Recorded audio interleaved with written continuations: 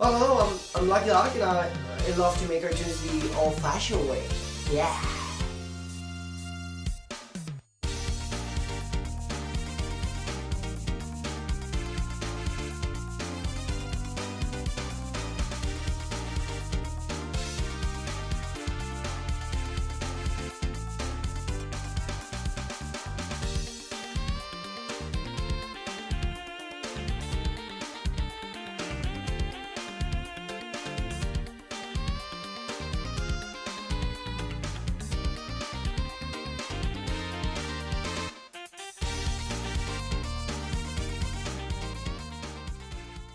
Also, I'm making this pilot called the Treehouse, for my cartoon show called Lucas and Hector's Adventures, which I'm still working on the title of the way. And, it basically starts with me and my cousin just going for adventures and, just having crazy adventures, like what we kind of wish happened in real life. And sometimes it does, but usually it doesn't. And making everything on just paper and pencil, like they did back in the 90s, early 2000s, like they did with SpongeBob, Dragon Ball, The Simpsons, all those. And because I just like it more. I don't know. I just like to do everything on a piece of paper, and and carry it with me and everywhere, and I don't know, and just show it to people, and I don't know, put under my pillow, I don't know. And I'm gonna show you how I did the intro for this file right here using that method, the 90s, early 2000s method. So that's what we're gonna do today. So the first thing that I did was make a storyboard. This is another storyboard that I did, not for this intro, but for CalArts. Which is like an institute on how to show a project, and basically I did this one, which I'm starting to. I really liked it. I'm thinking of doing actually the next episode about this one because I really like it. It has a lot of that 90s style, but yeah, basically the storyboard is just this. It's like a little comic story that you have to show, and kind of like show the idea, and what the characters are going to say, and just keep it loose and funny. And for example, here's my cousin. I think that's farting. I don't know. And yeah, basically that. Okay, so I'm gonna pitch you my storyboard, and you're gonna love it. Okay, so here we see me pedaling with the bike. We got the black. We see my hair waving with a little wind sound effect, so it sounds like. We got the black again, and we see me singing that funny song that I haven't come up with yet. And then I stare at something for a second, and then I get shocked, like, oh! And so I slam the brakes, and I'm impressed because of something. I'm like, oh, what?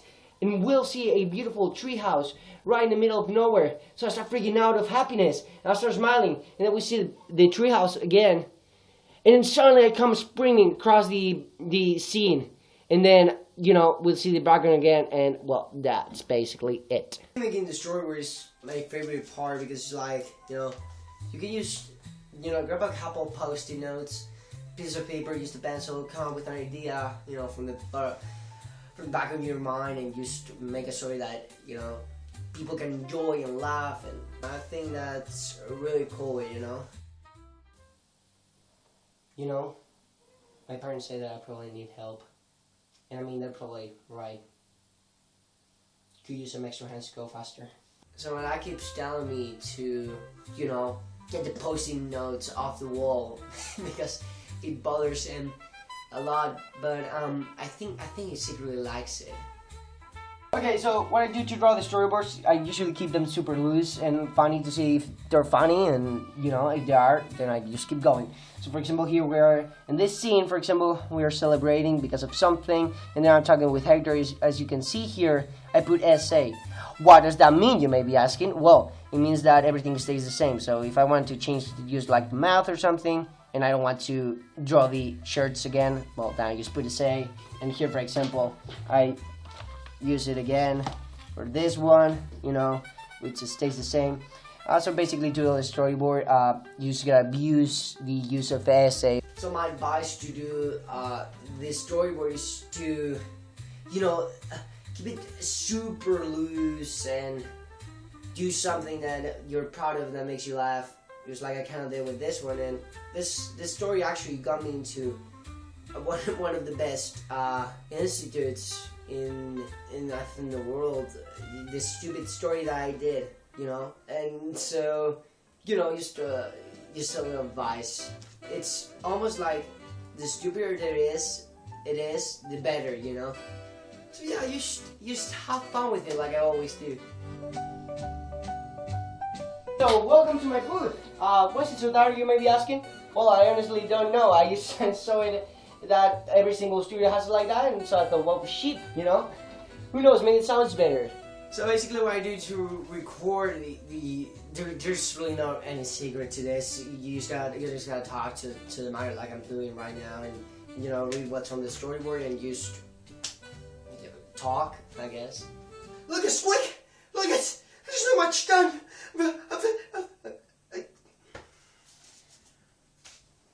So yeah, I'm happy to record and everything, you know, but I think my neighbors may not be as happy. Don't stop believing it. So the hardest thing that I've ever done, I think, was I wanted to come up with this funny song, because I don't know, I watched an episode of Phineas and Ferb or whatever, and I wanted to come up with a song for here. It's actually over here somewhere where I was singing, and I wanted to come up with a funny song, and it took me, no kidding, 2 hours to come up with a crappy song, you know. Oh, I'm riding my bike. It's a beautiful day. That's it. I got stuck there. What happened here? It was like I felt like I was Ash Ketchum, you know, when he was walking toward the gym, where it took him like 30 episodes to get to the gym.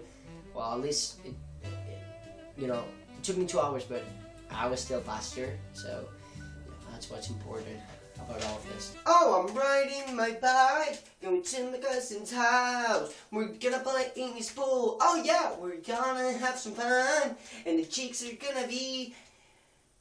What? That was good. Oof, that was good. Okay, so here, get closer. So here I gotta act surprising. Gas? No, okay, gasp. Sorry, I really can't see. Gasp, dude. I can't really see anything in here.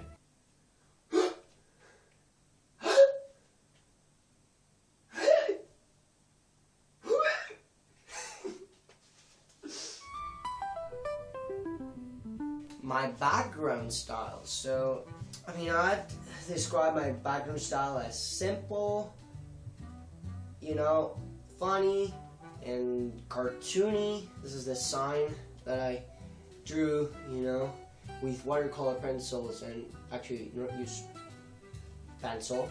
So to draw the backgrounds, what I first do is, you know, this. I first sketch the background that I want to do.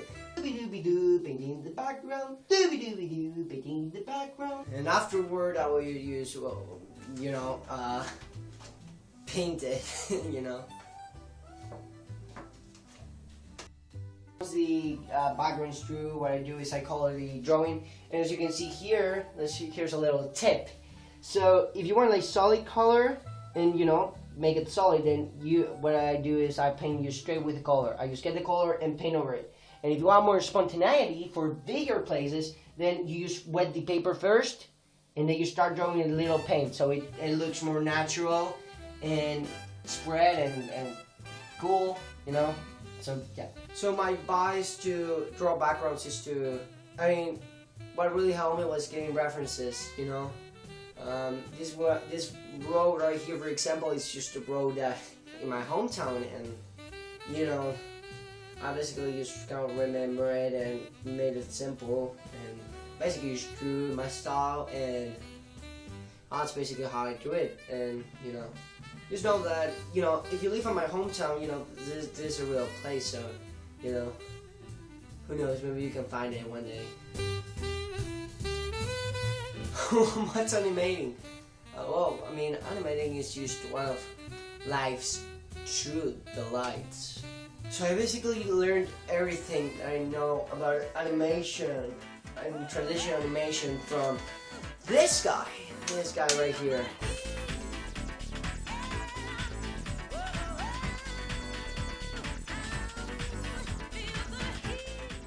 So I bumped into a video of how to draw in-betweens and everything from traditional animator Scott Peterson, and you know, he worked at Disney and everything, and it was really cool, and he basically described everything extremely well. So, you know, I just picked it up from that video.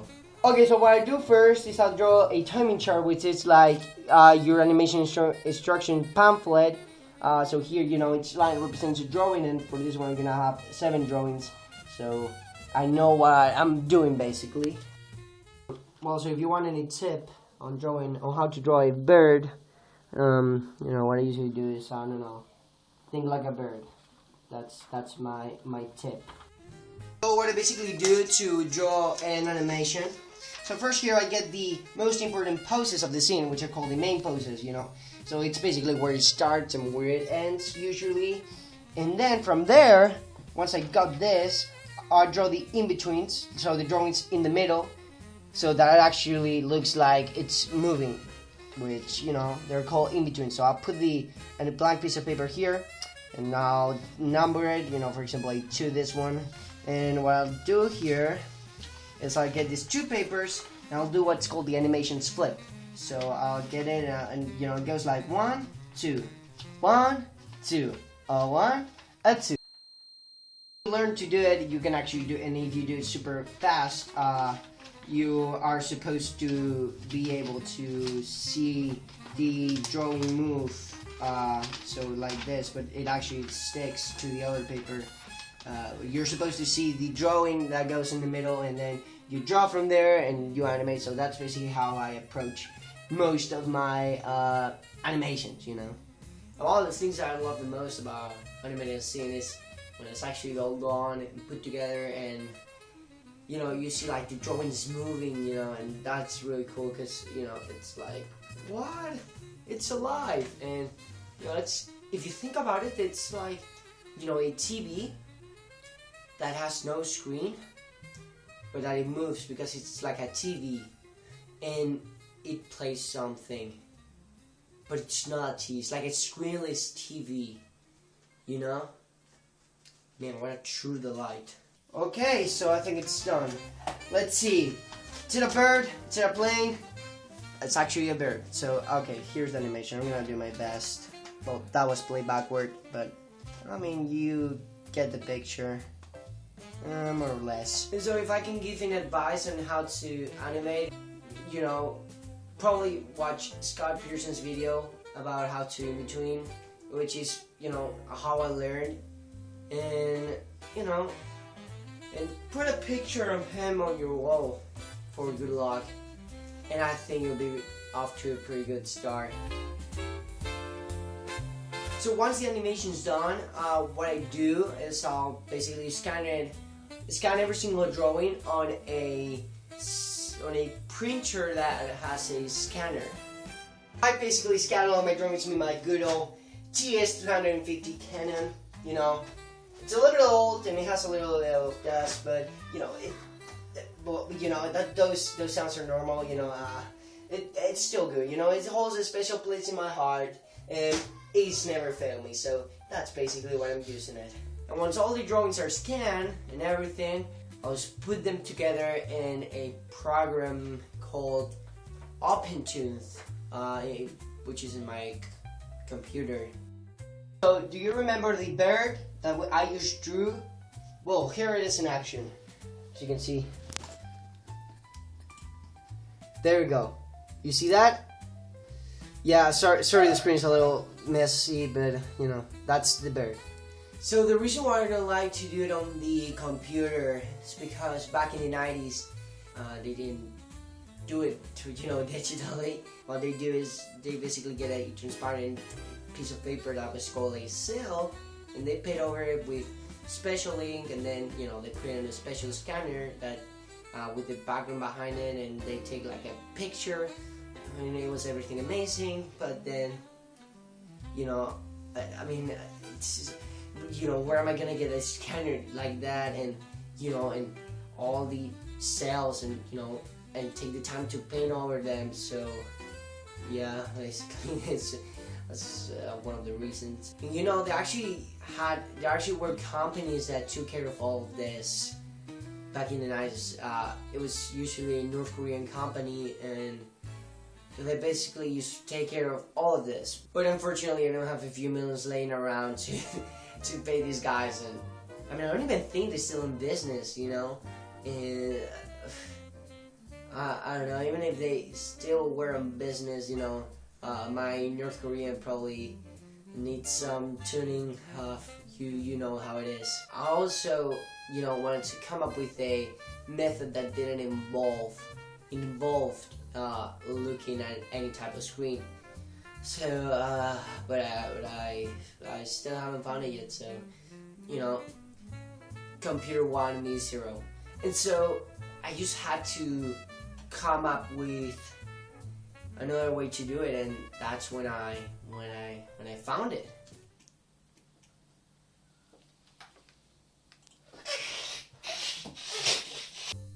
So basically what I do here is I put all the drawings here together, and then I put the animation in here so that it plays in this program called OpenTunes. And usually what I do is I make a color palette, which are these colors right here, you know, for little me. But for the bird, I luckily don't need anything. But for example, in another scene, take this scene for example. You know, you might be saying, oh, how cool, it's fun, and it moves, and, well, it took me 3 hours. It took me 3 hours to make this. You look at all these colors. It took me 3 hours of looking at this screen to just make this. And so my advice on this one is basically to just get it over with and just, you know, do it and done. I don't really think about it and just get it over with, because nobody likes it, and we hate it. Recording the sound, I mean, yeah, recording the sound effects it's a lot of fun, and yeah, it's all fun.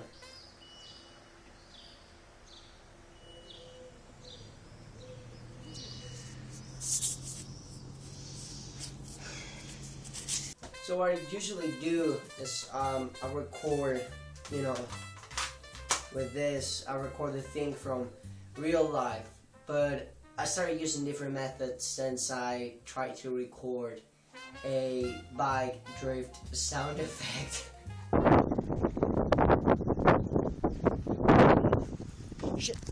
You know, like maybe a wind sound effect, you know, I'll do it with my mouth, or, you know, the casual explosion, I'll pop a balloon, or, I don't know, I'll record myself walking, I don't know, just those sorts of things. I don't know, I just do what sounds right, you know. So, you know, my parents say that I have many talents, but that singing ain't one of them. Since I am the one, but the kid is not my son. And so for now, for the background music, what I do is use, for now as a template, I use SpongeBob background music. But I plan on doing the music myself in the future. You know, but I think for now, SpongeBob gets the job done. Because, like, all I have right now is this drum that I used to use to play a game, and my cracky teenager voice. So, yeah, that's basically why.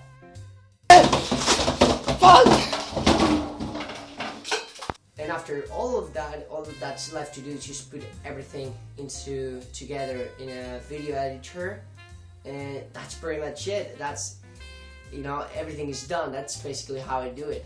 Okay, so now I want to add the video in this CD.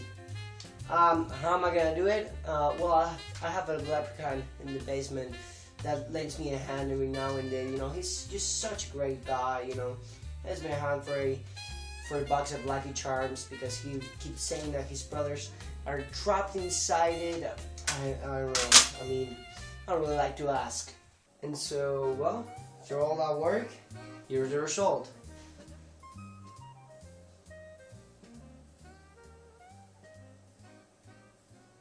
Okay, what happened here? What did I do wrong? So here's the result.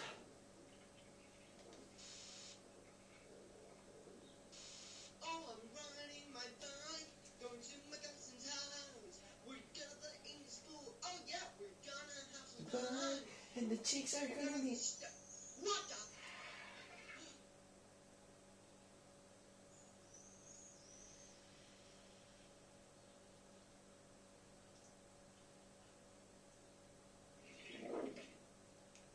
Wow.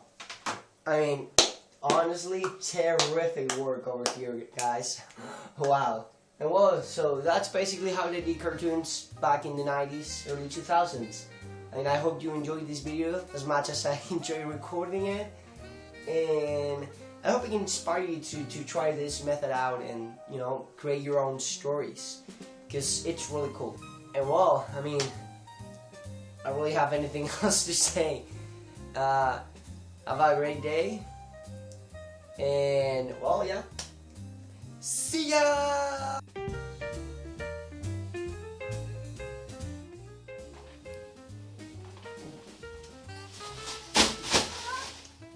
So, welcome to my booth. Why is it so dark, you may be asking? Punta mami, atontado. Well,